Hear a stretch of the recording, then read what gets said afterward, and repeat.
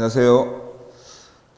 부동산학개론 제4강 제2편 부동산 시장론 첫 번째 시간 시작하겠습니다.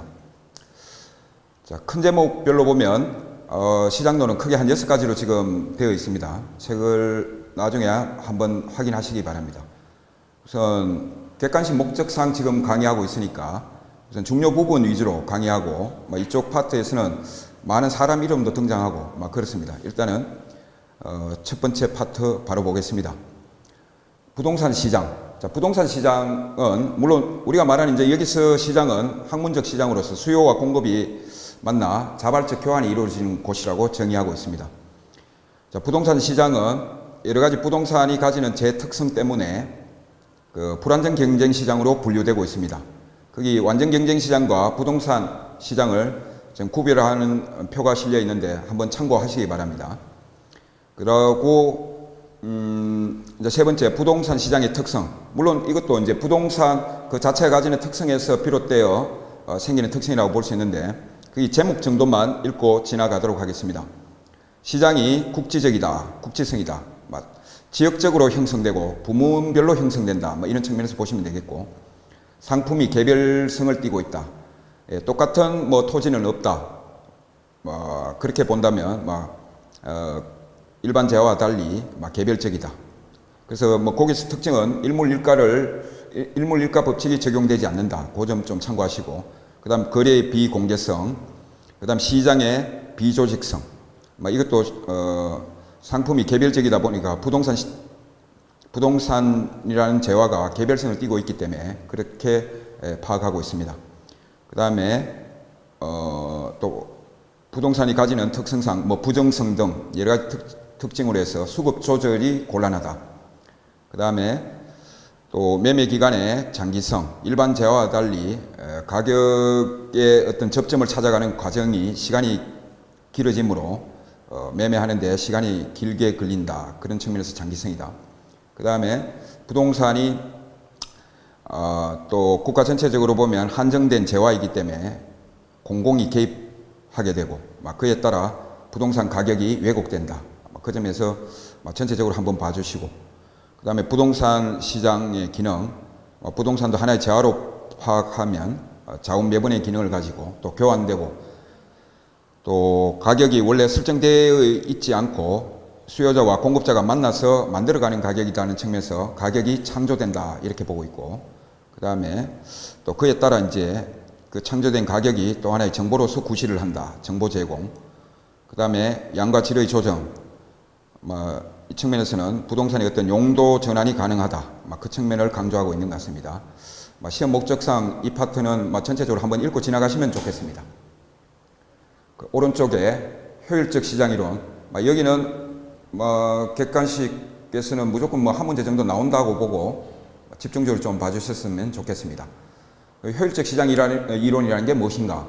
그 의의를 한번 보시게 되면 시장에 어떤 새로운 정보가 있으면 그것이 적극적으로 반영되는 것을 효율적이라고 하고, 그에 따라 그 정보가 반영된 시장을 효율적 시장이라고 합니다. 물론 주식 시장에서 유래되었지만 부동산 시장에 적용을 하게 되면 효율적 시장을 어떻게 또 볼 수 있는가?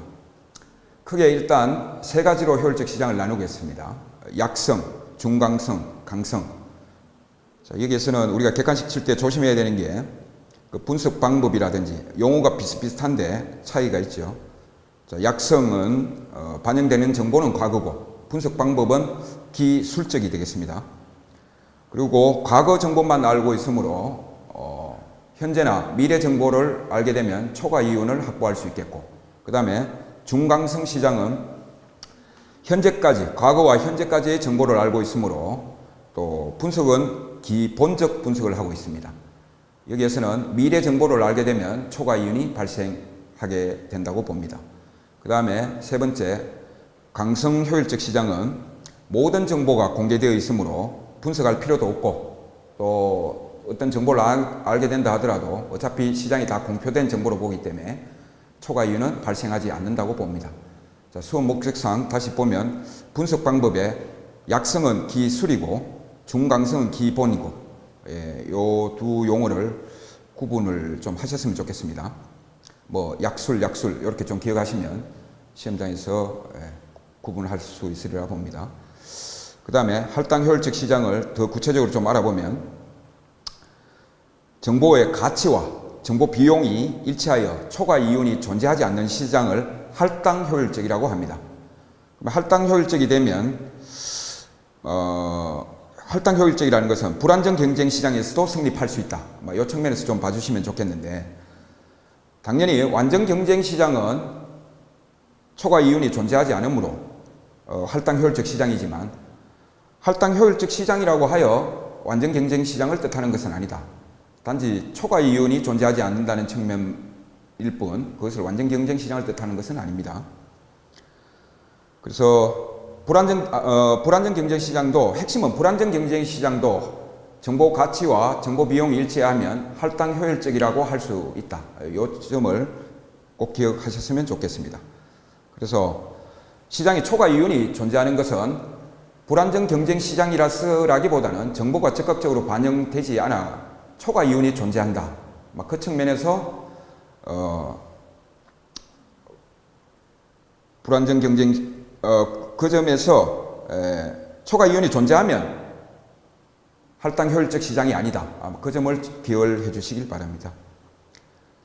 자, 그 다음에 물론 할당 효율적이지 못하면 초과 이윤이 발생하므로 이것을 부동산 시장에서 본다면 투기의 원인이기도 하다. 즉 정보 가치가 정보 비용보다 크면 초과 이윤이 존재하게 되므로 부동산 시장에 적용했을 때는 투기의 원인이 된다, 이렇게 볼 수 있겠습니다. 자, 그 다음에 계산 문제로 주로 나올 수 있는데, 그러면 거기에 정보 가치를 구하는 거, 그거 한번 보겠습니다. 정보 가치는 어떻게 구하느냐? 확실성하에 현재 가치에서 불확실성하에 현재 가치를 빼면 그것이 정보 가치가 되겠습니다. 그 다음에 할당 효율적 시장은 물론 아까도 초과 이윤이 존재하지 않으므로 정보 가치가 정보 비용과 동일하게 되겠습니다. 그 밑에 예제를 같이 한번 풀면서 계산 문제가 어떻게 나오는지 한번 보겠습니다. 거기에 나와 있는 그대로 보면 기업 도시로 개발될 가능성이 있는 지역의 인근에 일단의 토지가 있다. 1년 후 토지 가격은 기업 도시로 개발될 경우에는 6천만 원이고 기업 도시로 개발되지 않을 경우에는 4천만 원이 될 것으로 예상된다. 투자자의 요구 수익률이 20%이고 기업 도시로의 개발 가능성은 40%이다. 자, 그러면 정보 가치를 구해 보겠습니다. 정보 가치는 확실성하에 현재 가치이므로, 개발이 확실하면 1년 후에 토지 가격은 6천만 원인데 그건 1년 후의 가격이므로 현재 가치로 환원하려고 그러면 거기 식에 보면 분모의 1 플러스 요구 수익률인데 요구 수익률이 20%이므로 계산상 0.2라고 보면 분모가 1.2가 되겠고 분자는 6천만 원. 이것을 계산하면 5천만 원이 되겠습니다. 이 5천만 원이 확실성 하에 현가가 되겠고, 그 옆에 불확실성 하의 현가는 확률을 적용하여 지금 주어진 자료의 마지막 줄에 보면 개발 가능성이 40%다. 그러면 개발되었을 때 6천만 원 하므로 6천만 원에 0.4를 하면 2,400만 원이 될 것이고, 그 다음에 개발 안 되면 4천만 원이라고 했는데 개발 안 될 가능성은 개발 가능성이 40%이므로 안 될 가능성은 60%. 계산상 0.6을 곱해주면 이것도 2,400만 원. 두 개를 합치면 4,800만 원. 이 4,800만 원을 1.2로 할인하면 4천만 원이 되겠습니다. 그래서 확실성하에 현가 5천만 원에서 불확실성하에 현재 가치 4천만 원을 빼면 1,000만 원인데 이것이 정보 가치가 되겠습니다. 만일 이것이 할당 효율적이라면 정보 비용이 1,000만 원이라면 초과 이윤이 존재하지 않으므로 여기에서 구하는 답은 정보 비용이 앞에서 구한 정보 가치와 일치하는 1,000만 원이 되면 할당 효율적 시장이라고 하겠습니다. 문제가 이상 응용되는 경우는 없으니까 수치만 정도 바뀌어가 나올 거로 예상이 됩니다. 이 문제를 좀 연습해가 확실히 기억했으면 좋겠습니다. 자, 다음으로 넘어가겠습니다. 자, 그 다음 16페이지 보시면 지대 이론이 나옵니다. 지대 이론이 여러 가지 사람 이름이 나오기 때문에 사람 이름과 또 주장한 지대 이론을 함께 묶어서 꼭 기억하셨으면 좋겠습니다. 일반적으로 지대라는 게 뭡니까? 그러면 지대란 무엇인가? 그 옆에 한번 보면 토지 사용의 대가로 토지 소유자에게 지급하는 금전이나 그 외의 물건을 지대라고 한다. 그렇게 되어 있습니다. 그러면 지대 이론을 전개 과정을 한번 살펴보겠습니다. 그 표를 같이 잠시만 보겠습니다. 고전학파는 어떻게 봤느냐? 신고전학파는 어떻게 봤느냐? 전체적으로 본다면 중요한 것은 고전학파는 사회 전체의 소득 분배 차원에서 접근했고 지대를 잉여라는 잉여라는 것은 남아돈다는 뜻으로 용어 자체에서 조금 어감이 좋지 않지요. 근데 신고전학파는 잉여라기보다는 요소 비용의 하나로 봤습니다. 큰 차이는 그 점인데 그 각각의 구분 대상으로 다시 한번 보겠습니다. 개념. 고전학파에서는 지대란 토지 사용의 대가다. 그러면 마샤를 비롯한 신고전학파에서는 지대를 어떻게 봤느냐? 지대란 토지뿐만 아니라 토지와 같이 공급이 제한된 생산 요소의 사용에 대한 대가다. 즉 준지대 개념을 제시했다. 이걸 잠시 칠판을 보시면 지대는 토지 사용의 대가다. 단순히 그렇게 이제 보면 고전학파의 개념이죠. 지대는 토지 사용의 대가다. 근데 신고전학파에서는 지대를 어떻게 받겠습니까? 지금 일반적인 말하는 토지의 사용에 대한 대가, 토지 사용 대가에 거기에 다시 어떻게 준지대, 지대와 준하는 토지가 아닌데도 지대가 발생할 수 있다. 그 준지대까지 합쳐서 신고전학파에서는 지대로 봤습니다. 자, 그렇다면 신고전학파에서 준지대란 토지 사용의 대가가 아닌데 토지와 같이 장기나 단기에 있어서 어떤 고정된 생산 요소에 지급하는 대가, 그것을 지대로 봤습니다. 즉 토지는 아니다 하더라도 하나의 고정 생산 요소에 지급하는 대가, 그것을 지대로 봐가 준지대라고 이야기하고 있습니다. 자, 오늘날 그 경제지대 개념은 이 준지대 개념의 확장으로 발전했습니다. 그러면 고전학파와 신고전학파가 토지는 또 어떻게 받는가? 고전학파에서는 생산 요소를 토지와 자본을 구별을 하고 있습니다. 토지, 자본, 노동 이 세 가지로 보고 특별히 토지의 어떤 자연적 특성에 비추어 제한되어 있는 하나의 또 생산 요소로, 그래서 토지의 자연적 특성을 매우 강조하고 있습니다. 근데 신고전학파에 이르면 토지와 자본을 구별할 필요도 없고 여러 생산 요소 중에 단지 토지도 하나의 생산 요소에 불과한데 특별히 토지가 생산 요소로서 조금 특별하다면은 장단기 고정되어 있는 고정 생산 요소의 하나다. 그렇게 파악했습니다. 그 다음에 이게 가장 큰 차이가 되겠습니다만 지대의 성격은 거기 보시면 고전학파에서는 지대를 다른 생산 요소에 대한 생산비 대가를 지불하고 남은 잔여, 즉 잉여로서 지주에게 주어지는 불로소득으로 간주했습니다. 그런데 신고전학파에서는 지대는 잉여가 아니고 생산 요소에 대한 대가, 하나의 여러 생산 요소도 다 대가를 지불해야 하는 것처럼 그에 따라 토지에도 요소 비용을 지불할 수 있는데 그것이 바로 그냥 지대이다. 그렇게 파악했습니다. 그래서 잉여냐 비용이냐 크게는 그렇게 구분할 수 있겠습니다. 잉여로 본 것이 고전학파라면 하나의 생산 요소 비용으로 본 것이 신고전학파가 되겠습니다.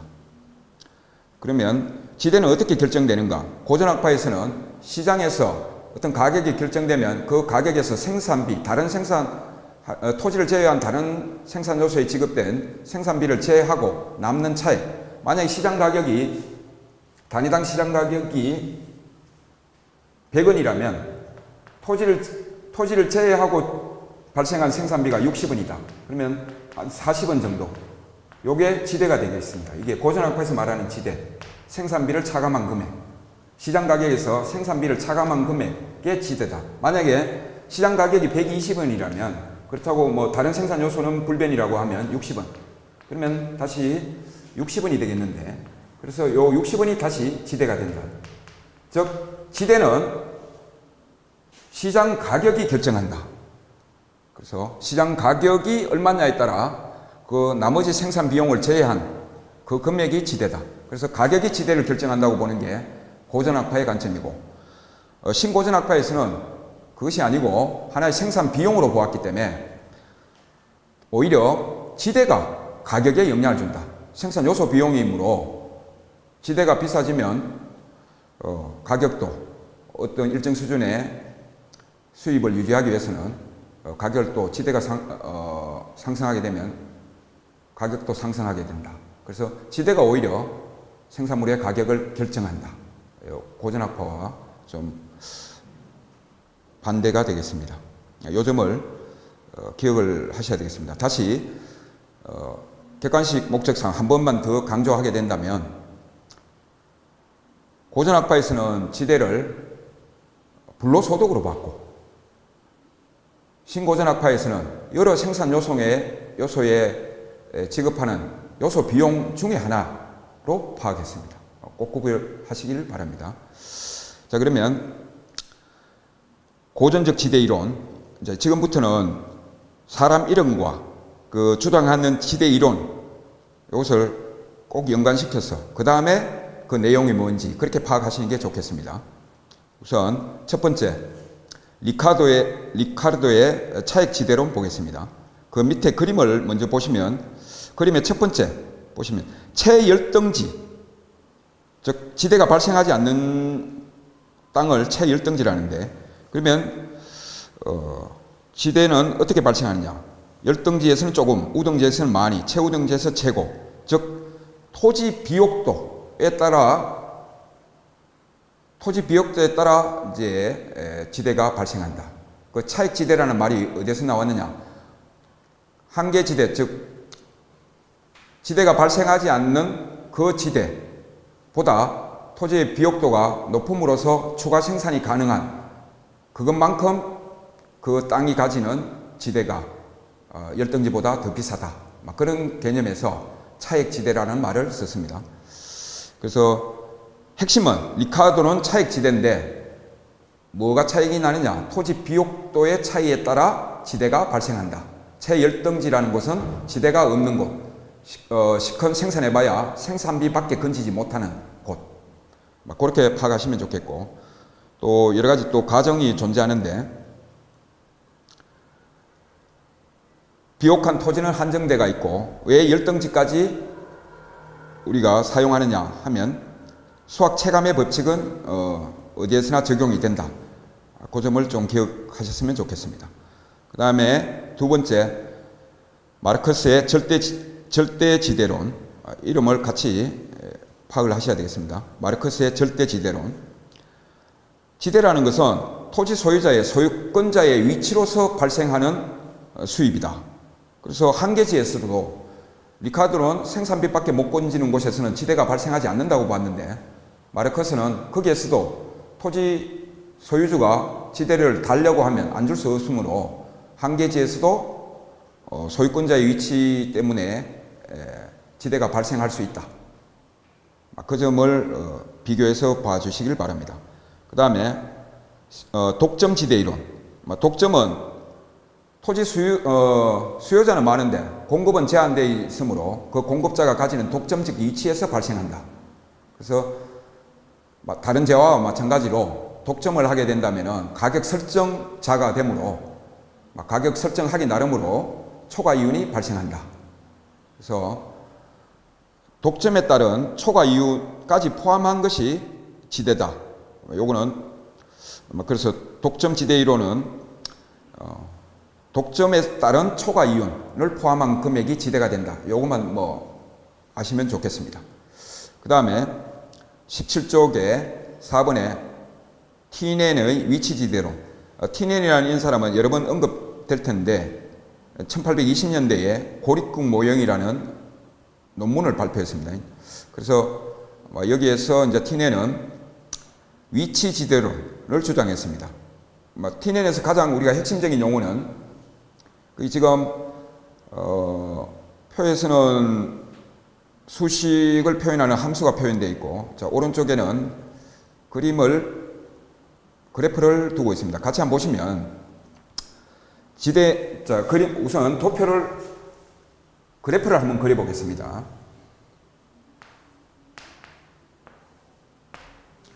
자, 거기 보면 여기를 시장 가격,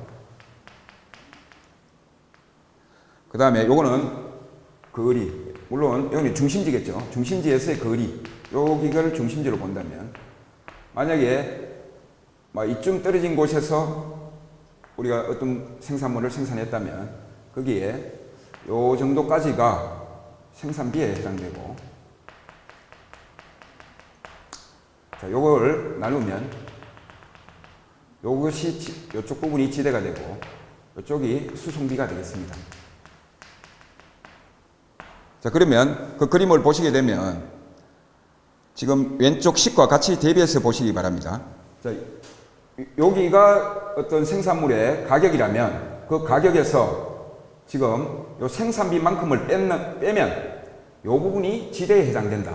그러나 중심지에서 멀어질수록 수송비가 발생하므로 생산비는 변동이 없지만 지대는 자꾸 줄어들고 있다. 그렇게 하고 그 줄어든 만큼이 뭐냐? 수송비를 차지하고 있다. 그래서 핵심은 티넨의 위치 지대로는 수송비의 절약분이 지대다. 중심에서는 수송비가 발생하지 않으므로 전부 다가 시장 가격에서 생산비를 뺏는 전부가 지대에 해당되나 도심에서 멀어질수록 수송비의 발생에 따라 지대가 줄어들고 있는 모습, 그걸 기억을 해주시면 좋겠는데, 그걸 표현한 것이 왼쪽에 식이 되겠습니다. 이 도심에서는 지금 가격에서 생산비를 빼고 단위당 생산비에다가 거리, 요게 이제 지대 함수가 되겠습니다. 그렇다면은 어떤 생산물의 가격에서 생산비를 뺏는 이 금액은 좀 고정적이라고 보고, 그 다음에 단위당 수송비도 고정적이라고 보면 지대 함수는 이 거리에 대한, 지금 여기 마이너스로 표시되고 있기 때문에 거리에 대한 역의 관계가 성립하고 있다. 그렇게 보시면 되겠습니다. 핵심은 수송비 절약이 지대다. 그래서 티넨의 위치 지대로는 도심이라는 곳은 시장이 있는 곳인데, 시장에서는 수송비가 없으므로 전체가 생산비를 제외한 나머지 모두가 지대이나 도심에서 멀어질수록 수송비가 차지하는 만큼 지대도 줄어든다. 이렇게 보고 있습니다. 그래서 거리의 역관계, 그 정도 보시고, 예. 여기서 핵심은 수송비 절약분이 지대다. 그걸 확실히 보시면 좋겠고, 그 다음에 거기 리얼에 보시면 티넨의 이론은 알론소의 입찰 지대론과 버제스의 도시 공간 구조론에 그 버제스의 동심원 이론에 영향을 주었다. 이 정도도 객관식 목적상 한번 확인하시고 가셨으면 좋겠습니다. 밑에 알론소의 입찰 지대론. 입찰이라는 것은 우리가 경쟁 매매에서 참여하여 그 낙찰 받으려고 이제 참여하는 것을 입찰이라고 하죠. 응찰이라고도 하고.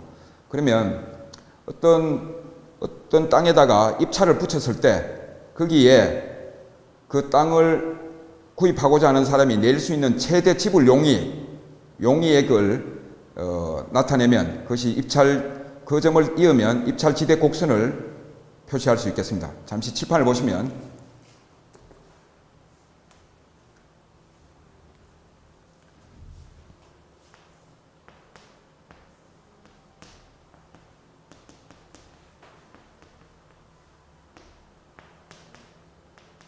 Y축에 지대를 표시하고 X축에 도심으로부터 멀어진 거리를 표시하면, 만약에 도심 가까이에서는 어떻게 이 정도의 지대를 지불할 용의가 있다. 그 다음에 도심에서 좀 멀어질수록 여러 가지 재반 비용이 발생하므로 지대를 조금 또 줄어들고, 이렇게 해서 이 점을 이으면 우하향하는 곡선을 얻을 수가 있는데 이것을 입찰지대 곡선이라고 하겠습니다. 자, 보시다시피 이 입찰지대 곡선이 어느 지점으로 계속 내려가면 한계점에서는 지대가 제로가 되겠는데 여기서는 지대가 제로 되는 지점까지 여기를 만약에 주거지라면 주거 한계 지점이 되겠습니다. 그래서 다시 거기 적어둔 특징 4가지를 다시 한번 살펴보면 입찰지대에서 그 지대는 그 토지를 이용하고자 하는 사람이 내고자 하는 최대 지불 용이액이다. 즉 이 사람은 어디까지 지대를 자기가 주장할 수 있느냐 하면은 초과 이윤이 0이 되는 거. 그러니까 여기서 이제 우리가 핵심은 초과 이윤이 0이지 뭐 정상 이윤이 없다 이런 것은 아니고 우리가 그 땅을 이용하려고 할 때는 그 땅을 이용하여 어떤 수익을 얻고자 하는 목적인데 여기서 말하는 수익은 물론 이제 초과 이윤을 포함할 수는 있습니다. 근데 이제 최소한 정상 이윤은 발생해야 된다. 즉 초과 이윤이 제로 되는 지점까지. 정상 이윤이 아예 없다라는 말은 여기서 조심해야 되는 것은 객관식 시험 목적상 초과 이윤이 0이지 정상 이윤이 0이 아닙니다. 정상 이윤이 0이라는 말은 하나마나한 일을 한다는 뜻이 되고 초과 이윤이 0이라는 말은 최소한 정상 이윤은 발생한다는 뜻이니까 최대 지불 용이액은 정상 이윤은 어느 정도 보장받고 초과 이윤이 없는 점까지는 최대한 토지 소유자에게 이용 대가로 내겠다. 그 점임을 명심하셨으면 좋겠습니다. 즉 정상 이윤이 아니고 초과 이윤이 0이 되는 지점까지가 그 땅을 이용하고자 하는 사람이 내고자 하는 최대 지불 용이액이 될 것이다. 그렇게 보시면 되겠습니다. 그리고 니은의 입찰지대 곡선은 우하향하는 곡선이 되고 입찰지대 곡선의 기울기. 자, 입찰지대 곡선의 기울기. 지금 이거는 만약에 이렇게 표시한다면 어떤 각 지점에서 거기에 마땅한 어떤 직선을 그을 수가 있는데 이 접선의 기울기는 자, 여기서 객관식 목적상 입찰지대 곡선의 기울기는 자, 여기서 조심해야 되는 게 단위당 분자의 단위당 교통비를 또는 수송비, 운송비가 되겠습니다. 단위당 교통비를 토지 이용량으로 나누었다. 전체적인 뜻은 모르시더라도 객관식 목적상 기억하셨으면 좋겠습니다. 그 다음에 신고전학파의 현대적 지대이론 바로 보겠습니다. 처음 시작할 때 그 토피에서 본 바의 대표적인 신고전학파 사람이 마샬인데 마샬의 준지대론, 시험 목적상 단일 문제가 될 수 있으므로 준지대론을 꼭 기억하셨으면 좋겠습니다. 즉 토지가 아닌 것에서도 고정 생산 요소에 지급되는 비용은 지대로서 보겠다. 지대에 준하여 보겠다. 즉 토지를 제외한 고정 생산 요소에 지급되는 비용은 다 지대로서 보겠다. 그래서 거기 보시면 마샬은 고전학파적 개념의 불로소득으로서의 지대는 존재할 수가 없고 토지에 지급되는 것을 지대라고 한다면 토지와 마찬가지로 고정된 생산 요소에 지급하는 토지는 아니다 하더라도 기계나 사람이 만든 기계나 기구 일시적으로 이거에 공급량이 제한되어 있다면 지대가 여기에 지급되는 요소 비용은 준지대로서 파악하겠다. 즉 토지가 아닌데 지대로 파악한다. 그러면 토지도 그러면 지대라는 개념이 뭐냐? 고정 요소에 지급하는 생산비일 뿐이다. 그렇게 파악하고 있습니다. 그래서 니은에 보시면 지대는 총 수익에서 총 가변 비용을 차감한 가액이다. 이 말이 뭐냐면 고정 요소에 지급되는 비용을 제외한 총 가변 비용을 차감하면 그것이 전부 지대에 해당된다. 그렇게 보시면 좋겠고 준지대는 일시적으로 고정 생산 요소에 대한 수요에서 결정된다. 그 준지대는 영속되지는 않고 일시적이다. 즉 준지대는 기계나 기구가 일시적으로 고정되어서 거기에 지급되는 비용이라고 봤는데 기계나 기구는 시간이 지나면 교체할 수 있고 또 공급되어질 수 있으므로 일시적이다. 이렇게 보셔야 될 것 같고, 그 다음에 한계 생산 이론에 입각하여 고전학파 리카르도의 지대론을 재편성했다. 자, 마샬은 1870년대 이후 한계혁명이라고 경제학에서는 말하는데, 수요에서는 한계 효용, 공급에서는 한계 생산비로서 수요와 공급을 설명하는 것이 신고전학파에 해당됩니다. 그래서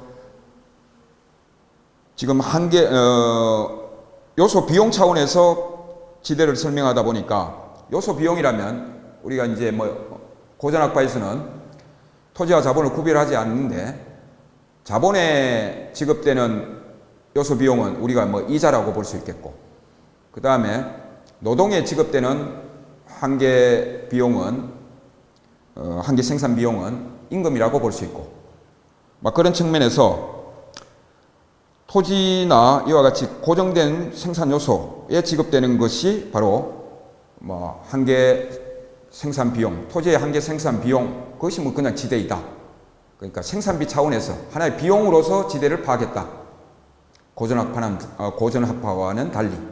그래서 생산 요소에 지급되는 비용은 그 생산 요소가 가지는 한계 생산의 가치에 기반을 두고 있다. 그래서 노동의 한계 생산 가치에 지급되는 비용이 임금이고, 자본의 한계 생산 가치에 지급되는 비용이 이자고, 토지와 같이 고정된 생산 요소의 한계 생산 가치에 주는 것이 지대일 뿐, 특별하게 토지만의 특별 생산 요소로서는 보지 않고 전부 다 하나의 생산 요소 비용으로 파악하고 있다. 그렇게 볼 수 있겠습니다. 자, 넘겨보시겠습니다. 그러면 현대적 지대 이론에서 그 전용 수익과 경제 지대 보겠습니다. 자, 전용이라는 말은 이전이라는 말과 서로 바꿀 수 있는 말이고, 자, 기회비용이고 정상이윤이다. 이렇게 되어 있습니다. 그래서 그 정의를 한번 보겠습니다. 전용 수입이란 어떤 생산 요소가 현재 용도에서 다른 용도로 이전하지 않도록 붙잡아 두기 위해서 지급되어야 될 최소한의 금액이다. 자, 이 말을 본다면은 어떤 알바생이 편의점에서 일하면 한 달에 100만 원 주고 똑같은 시간 동안 근무했을 때, 옆에 옷가게에서 근무하면 옷가게에서 근무했을 때 한 120만 원을 준다. 그런데 그래서 이 알바생이 옷가게에 취직을 했는데 어느 날 장사가 되지 않는다고 120만 원이 아니라 80만 원을 주게 된다면, 그 알바생은 차라리 그 옆에 편의점에 일하러 가게 될 것입니다. 그래서 아무리 장사가 안 되더라도 옷가게 주인이 이 알바생을 계속해서 쓰고자 한다면 그 편의점에서 주는 임금인 100만 원은 최소한 지급해야 이 알바생을 지금 옷가게 직원으로 붙잡아 둘 수 있다. 그래서 이때 이 알바생이 받고 있는 120만 원 중에서 100만 원은 어디 가나 받을 수 있는 기회비용으로 측면에서 100만 원은 전용 수입이고, 나머지 20만 원이 지대다, 경제 지대다, 그렇게 보겠습니다. 그래서 전용 수입이라는 것은 그 지금 쓰고 있는 그 알바생이 다른 곳으로 못 가게 붙잡아 두기 위한 최소한의 비용, 이렇게 파악하셔야 될 것 같습니다. 그 다음에 그 밑에 파레토, 이탈리아의 경제학자 파레토가 말하는 그 경제지대를 보겠습니다. 경제지대는 처음에 신고전학파에서 말하는 준지대의 연장 개념이라 했습니다. 즉, 거기 보면 고정 생산 요소에 지급하는 비용이다. 그래서 파레토가 말하는 경제지대는 비록 토지가 아니더라도 어떤 생산 요소가 고정되어 있음으로써 지급받는 소득, 그 소득 중에서 전용 수입을 제외한 나머지를 경제지대라고 합니다. 그래서 요소 공급자의 잉여고, 또 요소 공급자의 초과이윤. 좀 전에 예를 듣는 그 알바생이 편의점에서 일할 때 100만 원이고 옷가게에서 일할 때 120만 원이라면 그 차액인 20만 원 정도가 경제지대다. 이렇게 볼 수 있겠습니다. 자, 거기에 그래프가 시험에 바로 나올 수 있으므로 우리가 수업 목적상 한번 보고 지나가겠습니다.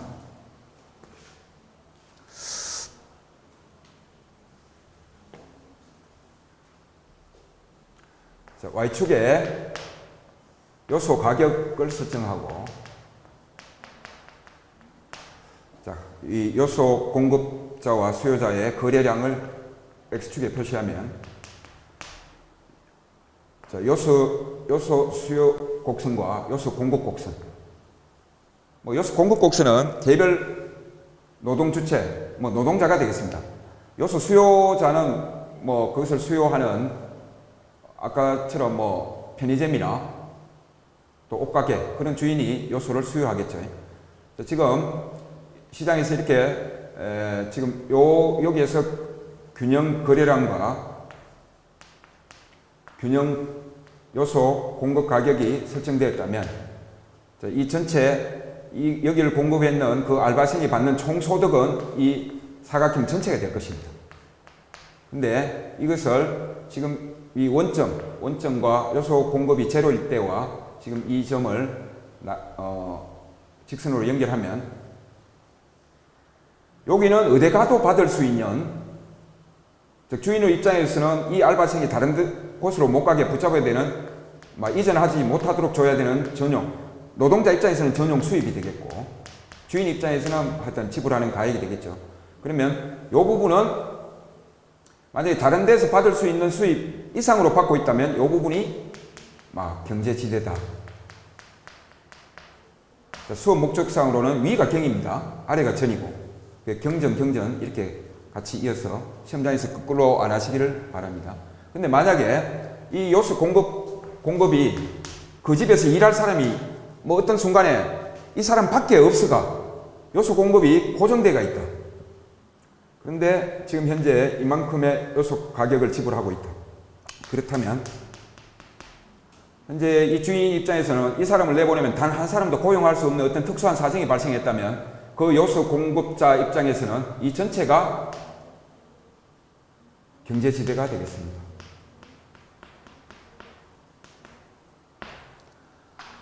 그래서 요소 공급 곡선이 완전 비탄력이면 전 소득이 경제지대가 되겠습니다. 그 다음 그 밑에 지대 추구 행위. 그러니까 지대라는 것은 지금 여기서 말하는 지대는 현대적 개념의 지대이기 때문에 꼭 토지에 대한 사용 대가가 아니고 공급된, 고정된 요소에 지급되는 비용이므로 꼭 토지만이 아니고 공급이 고정된 요소에 지급되는 비용, 그렇게 보셔야 됩니다. 그래서 여기서 지대 추구 행위라는 것은 그 점에서 자기의 어떤 요소 공급을 고정시킬 수 있는 능력에 따라, 그에 따라 지대가 발생한다. 그래서 지대 추구 행위란 고정된 생산 요소로부터 발생하는 경제적 지대를 얻거나 지키려고 하는 노력이다. 그 밑에 보시면 정부의 각종 인허가를 얻기 위해 관료들에게 로비하거나 향응을 제공하는 것도 일종의 지대 추구 행위다. 자, 이해해 보신다면은 인가나 허가를 받는다는 것은 요소 공급자가 인가나 허가를 받은 사람에게 제한대가 요소 공급이 고정된다고 볼 수 있겠습니다. 고정되면 그에 따라 발생하는 지대는 경제지대가 되므로 그 지대를 얻기 위해서 로비하고 향응을 제공하기 때문에 지대 추구 행위의 일종으로 봅니다. 그 밑에 지대 추구 행위를 비판하는 이유는 로비나 향 제공을 통해서 어떤 특정 사람이 요소의 공급이 제한된다면 그걸 통해 그렇게 된다면 경제 전체적으로는 어떤 문제가 발생하냐면 그 사람의 능력과 관계없이 어떤 로비로서 인허가를 받게 된다면은 비생산적인 활동에 비용을 치르게 되고 또 그에 따라 사회 전체적으로는 더 능력이 뛰어난 사람이 희생될 수 있으므로 사회적 후생을 초래한다. 이렇게 보고 있겠습니다. 전체적으로 지대 이론을 잠시 봤는데 그 앞쪽 부분까지 제가 잘 정리하시기를 바랍니다. 19쪽에 4번 도시지가와 생산요소에 대체해 보겠습니다. 자, 자본과 토지는 대체 관계에 있다고 볼 때 이번에 그림을 한번 보겠습니다.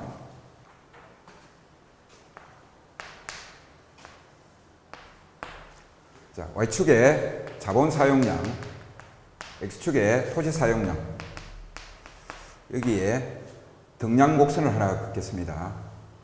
그렇게 되면 도심과 외곽으로 볼 수 있겠는데, 도심에서는 토지 사용량은 얼마 되지 않지만 자본 투입량은 이만큼이고, 외곽에서는 토지 사용량은 이만큼인데 자본 투입량은 이 정도다.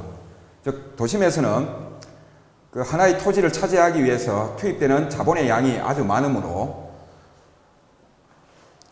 그것을 거기에서 보면 도심에서는 토지에 대해서 자본의 대체성이 크다. 그 토지를 하나 더 사용하기 위해서는 투입되는 자본의 양이 매우 커지는 곳이 도심이므로, 도심에서는 토지 생산성이 아주 커야 그 자본 비용을 감당할 수 있다고 보겠습니다. 그래서 주로 도심에 가면 금융업이 주로 있는데, 그것은 이제 토지를 단위당 토지 사용에 대한 생산성이 높은 업종에 속하기 때문이라고 볼 수 있겠습니다.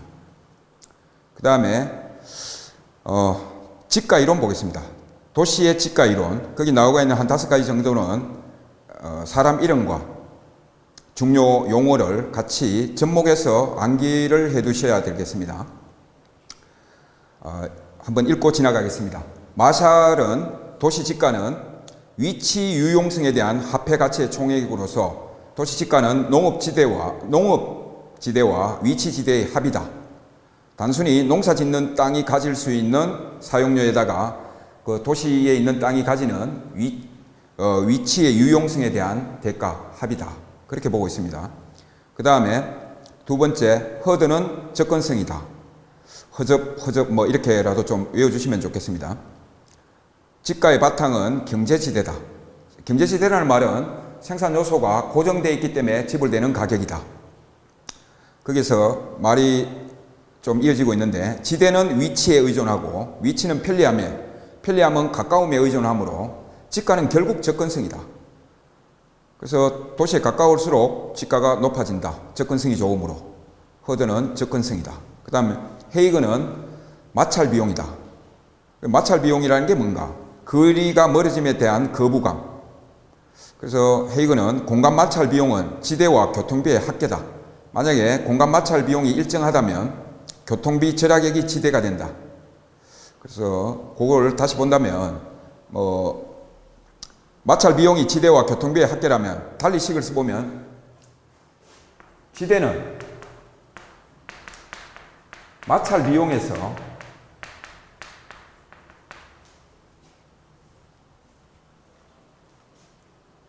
교통비를 뺀 것이라고 볼 수 있겠습니다. 그래서 교통비가 작아지면 빼는 금액이 적어지므로 지대가 커진다. 막 이렇게 보고 있습니다. 그래서 헤이그는 마찰 비용이다. 막 그렇게 좀 기억을 해주시면 좋겠습니다. 그리고 알론소는 위치에 따른 페널티다. 페널티라는 말은 어떤 벌칙이다. 그래서 이 말은 무슨 말이냐면, 거기 적혀 있는 대로 도심에서 멀어질수록 수송비 또는 수송 소요 시간이 길어짐으로써 불리하다. 그 불리한 만큼 차감하겠다. 그래서 도심에서는 수송비라든지 수송 소요 시간이 들지 않으므로 도심 쪽으로 갈수록 지가가 높아진다. 일단 이해는 그렇게 하시고 암기를 하셔야 되는데, 알론소는 위치에 따른 페널티다. 그렇게 암기를 좀 해 주십시오. 그 다음에 생태학자인 하우레이는 잠재 토지 이용자의 호가, 그 가격을 부르는 그 과정의 소산이다. 생태학이라는 말은 우리 인간 삶이 자연에 의존하고, 그 자연에는 우리 인간을 제외한 다른 생물들도 존재하는데, 이와 같이 우리의 삶의 바탕을 자연과 다른 생물로 연결하여 보고자 하는 학문이 생태학입니다. 그렇다면 하우레이 입장에서는 어떤 수요자의 주관적 효용을 반영한 가격이 지대가 된다. 자연과 더불어 살기를 좋아하면 쾌적성, 막 이런 측면에서 뭐 주택지 가격은 얼마든지 높아질 수 있다.